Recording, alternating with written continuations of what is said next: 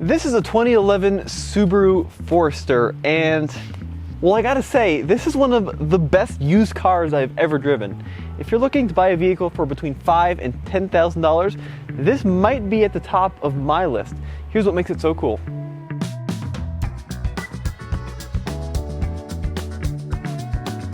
This is a third generation of Subaru Forester and the first generation where it really developed that crossover SUV look.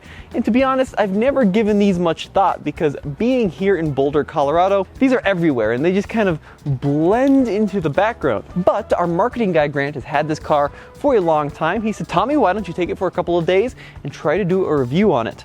Well, I said, why not? And after driving this around for a day or so, I have to say, it's really, really good.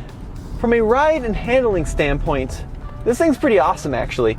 It's not crisp or precise like a sports car. You don't really feel the need to drive it quickly, but it is extremely smooth.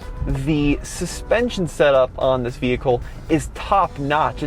It's very soft. And I like that in a vehicle that's not intended to be a sports car. You hit bumps and you hit imperfections in the road, and for the most part, it does an excellent job of absorbing the bumps. Not necessarily floaty, but just very compliant. If you hit a larger bump at speeds, it can get a little bit crashy, and maybe that's due to the age and the 100,000 miles of this vehicle, but excellent ride. Steering, precise and direct, a little slow. It's not razor crisp steering, but it does the trick. Brakes feel good. Ride and handling, this thing does everything I'd expect it to. Now from a design standpoint, I think it is a pretty handsome looking car. This one is more of an entry-level spec. You can see that because it doesn't have the integrated fog lights down here in the front fascia. But this is kind of before the era of Subaru really applying a lot of that black cladding everywhere. It does have some black cladding, but it's much more subtle and understated. Now, of course, you can get this in limited, and then of course the Sporty XT, but I would actually go for one like this, a more basic model with this particular engine and transmission combo. Now, like most Subarus, this one is powered by a flat 4 or a boxer 4, which means the cylinders go like this. Now, 2.5 liters, right around 170 horsepower, but 174 pound-feet of torque. It's enough. It's certainly not overpowered. You're not going to be winning any stoplight Grand Prix, but let's take it on the road and talk about the power. Here we go. On to a flat stretch of road, full throttle. It actually revs out quite nicely. Once you get this thing above 4,000, it's got a decent amount of pull, but the real magic to this Subaru is not the 2.5 liter flat 4, it's a fine engine. It's what it's attached to, a manual transmission. That's right, a 5-speed manual transmission. And I have to say, a manual transmission in a Subaru from the modern era transforms the car.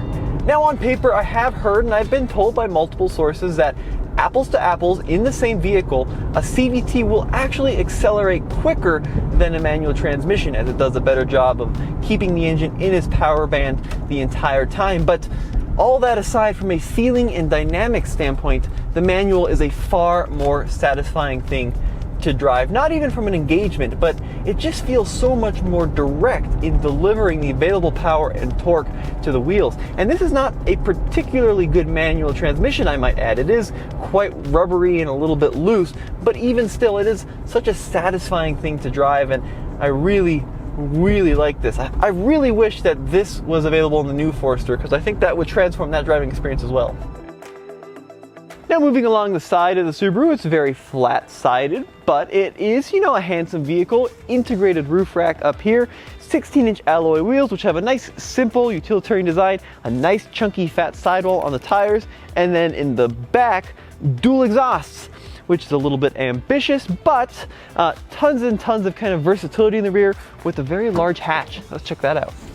This is one of the biggest selling points of a used Forester, the cavernous interior with the back seats up, 33.5 cubic feet of storage capacity. Fold them down and that extends to over 68, but a nice low load floor, which is something that's very kind of underrated in new cars nowadays. And you notice there's not even much of a gap between the bumper and the actual lift over for the start of the trunk floor. And then pull a couple of levers and the seats fold down with ease, just like that. And it is a completely flat area to slide things in. Excellent storage capacity. Now as we step into the rear seat, this is probably the biggest surprise of this entire vehicle. I'm 6'1", this is my driving position, and I can almost stretch out. There's that much rear seat room. And look at the headroom. So many new crossovers now have those slanted rear ends. This has got a nice flat roof, which means even at 6'1", I've got tons and tons of headroom. An armrest does fold down like that.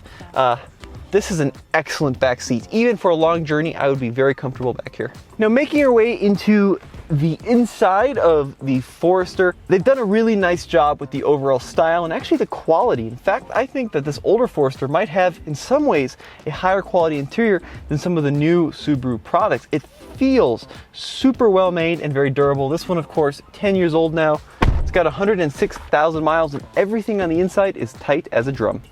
Now the seats do not have a lot of adjustability, no lumbar support on either the driver or passenger side, but as you can see, it is a durable design and I really like this gray cloth. Particularly I enjoy when manufacturers incorporate light colored cloth interiors that aren't black. Just really kind of opens up the interior airiness in a lot of ways. But the seat design, very basic, not a ton of support, but as you can see, they wear very well. Now moving down through the center console, you'll notice tons and tons of storage and kind of nooks and crannies. So first of all, got a little coin cubby right here. Behind that, two large areas which can be used as cup holders, or these big square cubbies. Now if I actually open up this center console, not only is that pretty deep, but you'll notice this extra cubby incorporated in front of that, and the actual center console slides forward for shorter drivers and passengers, which is a nice touch. Overall dash design, very simple in its layout, but once again is held up very well, surprisingly rugged. We do have a kind of satin chrome finish across the middle of the dash. Maybe it's more of like a shiny gray. The center stack, very kind of basic, but super usable. The radio, FM, AM, and satellite functionality, which is nice. Plus it has an auxiliary cord, so this will do everything you need your radio to do. Below that, you got your climate vents and a very simple climate control. 3 knobs, a couple of buttons. That's all you need, and that's all you get. Transitioning to the driver's side of the Forester, large steering wheel. It is kind of, once again, almost a white or a light gray, and that does get a little dirty over time, as you can see, but basic in its design. Of course, integrated airbags, but you'll see a cruise control on the right, and then this one does not have anything on the left, no audio controls, nothing like that. And I like the gauge cluster. It's kind of oversized, but super chunky, and it looks great, actually. So tack on the left, speed in the middle, and then a giant fuel gauge on the right. You'll never be mistaken by what speed you're going or how much gas you have. Now my personal favorite part about driving this vehicle is the view out of it. It's got some of the biggest and best windows I've ever experienced in a car from the modern era. It's almost like an old school car. The greenhouse is enormous, kind of like driving a little van.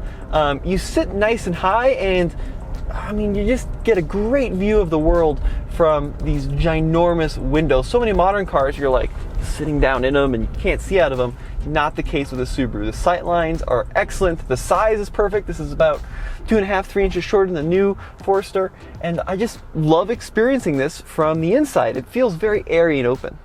So there you have it, the 3rd gen Forester. It's the right size, it's got the right interior, it's reasonably fuel efficient, it's quite reliable, at least from what I've heard, and I think it's a great car for a beginner, or even if you're looking for just a little runabout for your family. It's an amazing piece of packaging and often overlooked. For 5 to 10K, you're hard to go wrong. Well, as always, this has been Tommy with the Fast Lane Car. Check out TFLcar.com for the latest and greatest in new car reviews.